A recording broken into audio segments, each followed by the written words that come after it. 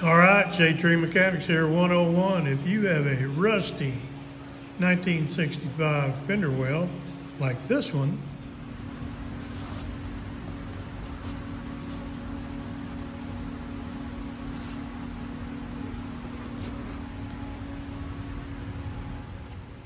then put you a piece of poster board on the good one that you have,